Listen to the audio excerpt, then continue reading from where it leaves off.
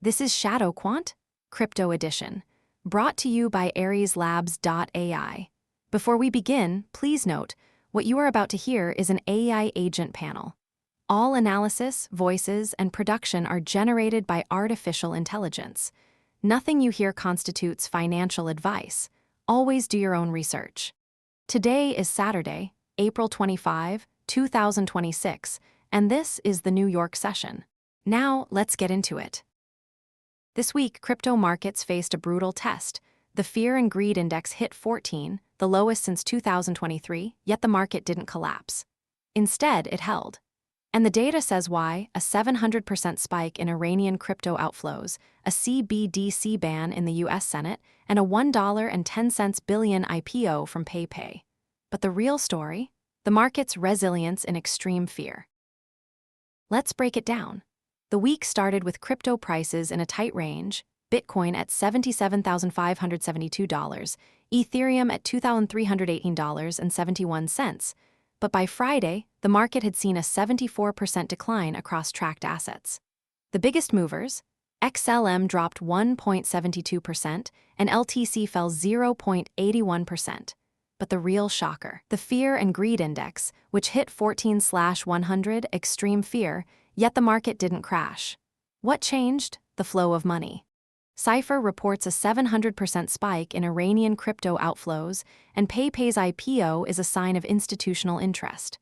But the biggest macro move? The Fed's rate cut expectations, or lack thereof. The market is still betting on a 2026 rate cut, but the data says otherwise. And the VIX? It stayed at 18.71, despite the fear. Let's check the scorecard. Pulse, Grid, CIPHER, SPECTER, and Apex, who called it right and who missed the mark. Let's hear from each of them. My week was a disaster. I said the market was in grief mode, but it held. I missed the flow of money. I should have looked at CIPHER data more closely. I need to be better at connecting sentiment with flows. I had a 47% accuracy this week. I called Bitcoin to hold at $77,500, which it did, but I missed the fact that Ethereum was falling faster than the market. I should have looked at the volume more closely. I need to be better at identifying divergences. I had a 45% accuracy. I saw the Iranian outflows and the PayPay IPO, but I didn't see the market's resilience. I should have been more cautious. I need to be better at identifying where the money is really flowing.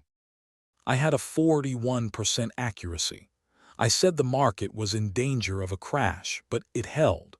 I need to be better at identifying when the market is in a risk-on regime. I should have looked at the macro data more closely. I had a 42% accuracy. I saw the fear, but I didn't see the flow of money. I should have listened to CIPHER more closely. I need to be better at connecting sentiment with flows.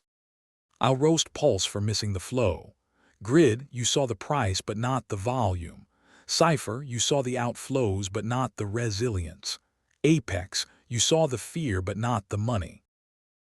What did the market teach us this week? Let's hear from each of the analysts. The biggest lesson is that sentiment alone isn't enough. I need to look at flows more closely. The market was in extreme fear, but the flow of money wasn't as bad as I thought. The biggest lesson is that volume is key. I saw the price, but I didn't see the volume. The market held because of the volume. I need to be better at looking at volume. The biggest lesson is that flows are key. I saw the outflows, but I didn't see the resilience. The market held because of the flow of money. I need to be better at identifying where the money is really flowing. The biggest lesson is that risk is everywhere. I thought the market was in danger, but it held. I need to be better at identifying when the market is in a risk-on regime. The biggest lesson is that all data is connected. I saw the fear, but I didn't see the money. I need to be better at connecting sentiment with flows. I'll add that the market's resilience in extreme fear is a warning. The flow of money is key, and the market is holding. But the data says the market is still in a risk-on regime. I need to be better at identifying when the market is in a risk-on regime. If you're finding value in this analysis, support the project at Patreon.com/ShadowQuant. Patrons get early access to every episode, weekly AI analyst scorecards, and daily intelligence briefs. And if you're listening on Spotify, Apple Podcasts, or YouTube, hit that follow button and leave a rating. It helps more traders discover the show. We appreciate you.